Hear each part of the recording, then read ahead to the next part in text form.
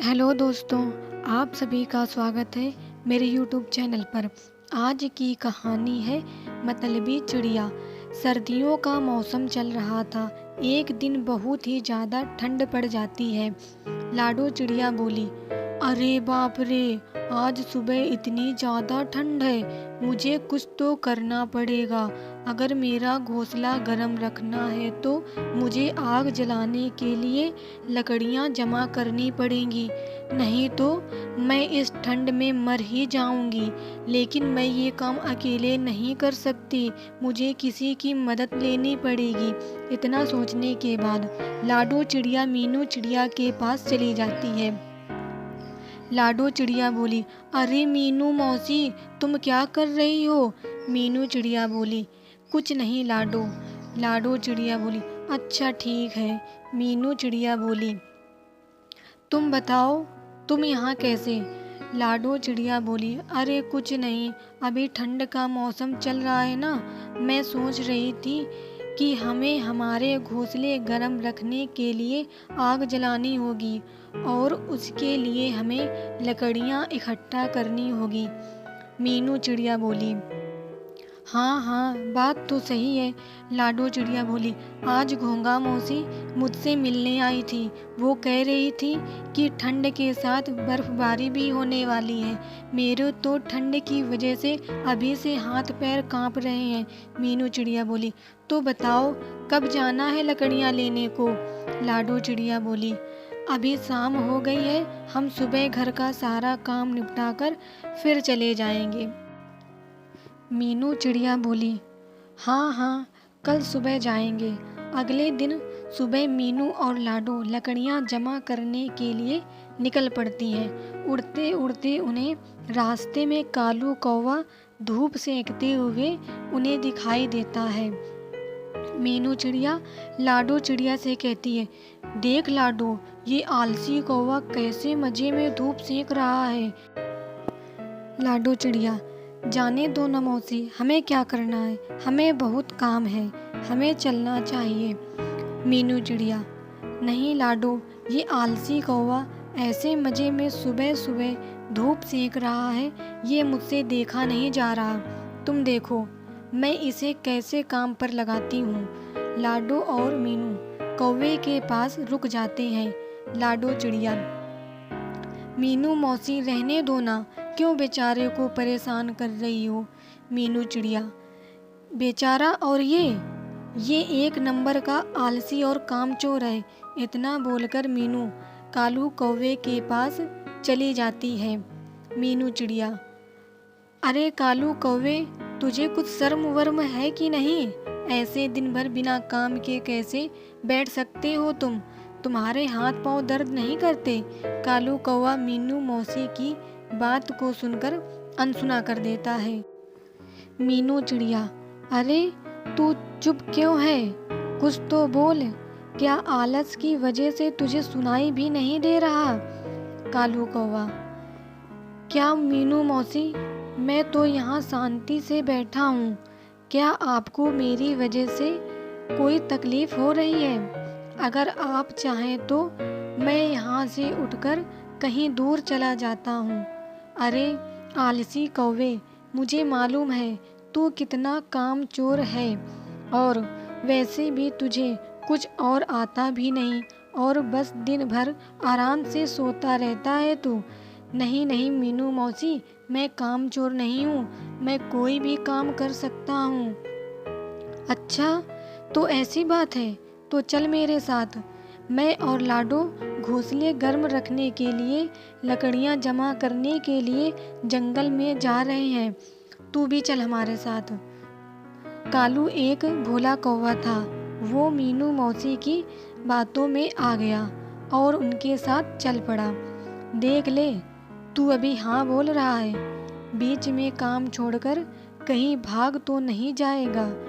अगर तूने ऐसा किया तो मैं तुझे हमारे ग्रुप से निकाल दूंगी।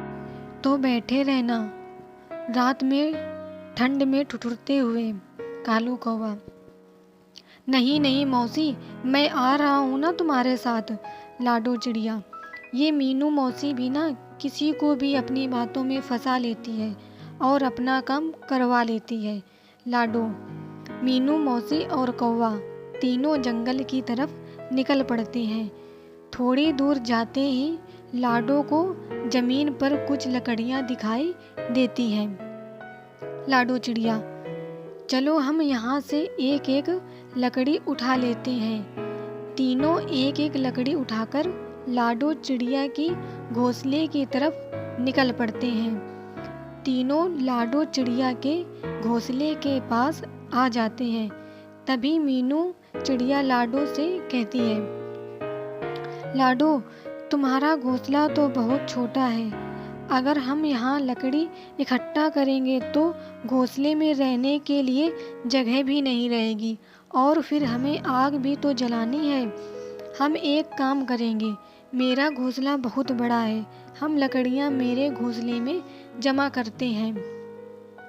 रात में हम तीनों वहीं पर आग जलाएंगे और आराम से सो जाएंगे। लाडो चिड़िया, आप सही कह रही हो मीनू मौसी, हम वैसा ही करेंगे। कालू भैया, चलिए हम मीनू मौसी के घोंसले की तरफ चलते हैं। कालू लाडो की हाँ में हाँ मिलाकर पीछे पीछे चल पड़ता है। तीनों मिलकर लकड़ियाँ मौसी के घोंसले में रख देते हैं। लाडो चिड़िया, चलो हमें और भी लकड़ियाँ लानी पड़ेंगी। ये लकड़ियाँ तो हमें आग जलाने में कम पड़ जाएंगी, हमें कुछ और लकड़ियों की ज़रूरत पड़ेगी।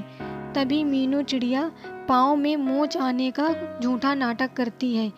मीनू चिड़िया, अरे बाप रे, शायद मेरे पैर में मोच आई है, अब मैं लकड़ियाँ नहीं उठा पाऊंगी। लाडो चिड़िया, कोई बात नहीं मौसी, आप आराम कीजिए, मैं और कालू भैया जाकर लकड़ियाँ जमा कर देंगे। इतना बोलकर लाडू और कालू वहाँ से लकड़ियाँ लाने के लिए उड़ जाते हैं। दिन भर दोनों लकड़ियाँ जमा कर रहे थे। ऐसा करते करते मीनू मौसी के घर में लकड़ियों का ढेर लग जाता है।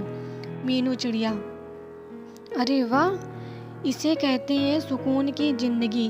रात में तीनों मिलकर मौसी के घर आग जला लेते हैं और आराम से सो जाते हैं। जब सुबह हो जाती है, कालू कहता है कि कल तो बहुत अच्छी नींद आई मुझे, लेकिन अब मुझे बहुत ज़्यादा भूख लग रही है। लाडो चिड़िया, भूख तो मुझे भी लगी है कालू भैया, देखते हैं मीनू मौसी के घर कुछ खाने के लिए है कि नहीं। लाडो मीनू मौसी से कहती है, अरे मीनू मौसी, हमें बहुत भूख लगी है, आपके पास कुछ खाने को है। मीनू चिड़िया, हाँ हाँ, मेरे पास थोड़ा अनाज बचा है, आखिर तुमने हमारे लिए इतना सारा काम जो किया है। दोनों थोड़ा थोड़ा करके अनाज खा लेते हैं। खाना खाने के बाद लाडो कालू से कहती है, चलो कालू भैया, हमें और लकड़ियाँ जमा करनी होंगी। तभी मौसी उन दोनों को रोक लेती है और कहती है, लाडो, तुम एक काम करो, तुम लकड़ियों की बजाय अनाज जमा करो। घर में सिर्फ थोड़ा ही अनाज बचा है। अगर मैं अकेली होती तो अनाज बच जाता, लेकिन अब हम 3 लोग हैं, इसलिए हमें और अनाज चाहिए। लाडो चिड़िया, आप सही कह रही हो मौसी, मैं और कालू भैया अभी निकलते हैं। दोनों अनाज के लिए निकल पड़ते हैं। उधर लाडो और कालू मेहनत कर रहे थे और इधर मतलबी मीनू मौसी मज़े से अपने घोंसले के बाहर धूप सेकते हुए बैठी थी। ये सर्दियाँ कितनी अच्छी होती हैं, रात में आग जलाओ और दिन में मस्त धूप सेको। ये दोनों अनाज लेकर वापस आए, तब तक मुझे घर का दरवाज़ा अंदर से बंद कर लेना चाहिए। मैंने उन दोनों से झूठ कहा है कि अनाज खत्म हुआ है, लेकिन ऐसा नहीं है। मैंने बहुत सा अनाज पहले से ही जमा करके रखा हुआ है। अब मेरे पास रात में आग जलाने के लिए लकड़ियाँ भी बहुत हैं। मेरी पूरी सर्दियाँ ऐसे ही मस्त निकल जाएंगी। इधर लाडो और कालू अनाज ढूंढते ढूंढते बहुत दूर तक आ जाते हैं और उन्हें वापस आते आते रात हो जाती है। और इधर मीनू मौसी घर का दरवाज़ा बंद कर लेती है। रात हो जाती है और दोनों मीनू मौसी के घर के बाहर आ जाते हैं। लाडो घर का दरवाज़ा खटखटाती है।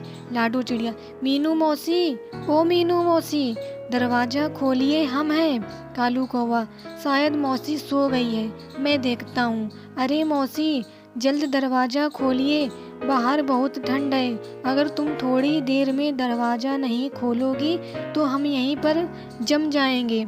मीनू मौसी को उन दोनों की आवाज़ सुनाई दे रही थी, लेकिन मतलबी मीनू मौसी ने दरवाज़ा नहीं खोला और चुपचाप अपने घोंसले में सोती रही।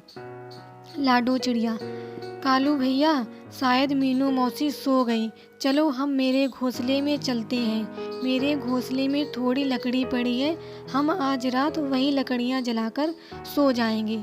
कालू कौवा, हाँ हाँ, चलो चलो। थोड़ी देर बाद मीनू खिड़की से झांककर देखती है।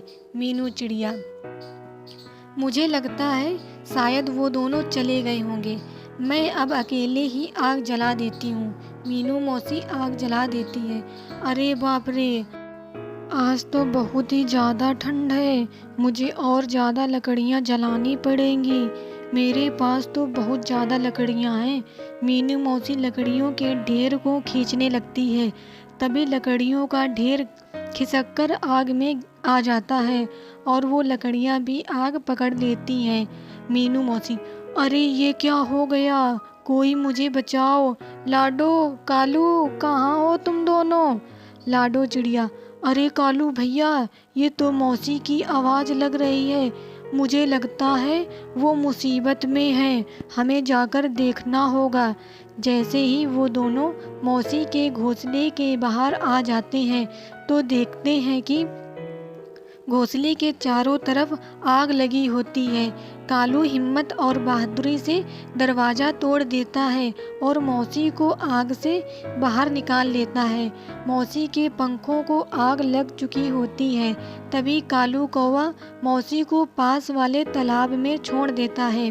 मौसी की जान बच जाती है और मौसी पानी से बाहर आ जाती है और कालू कौवे को कहती है, मुझे माफ़ कर दो, मैं मतलबी हो गई थी, पाँव में मोच आई है, ये झूठ कहा आप दोनों से और सारा काम तुम दोनों से करवाया। तुम्हारे आने से पहले ही दरवाज़ा भी बंद कर दिया, लेकिन मुझे मेरी लालच की सज़ा मिल गई और मेरा एक पंख भी जल गया। मीनू मौसी को अपनी गलती की सज़ा मिल चुकी थी। तो दोस्तों, आपको इस कहानी से क्या सीख मिली, हमें कमेंट्स में ज़रूर बताना और मेरे चैनल को सब्सक्राइब कर देना। धन्यवाद दोस्तों।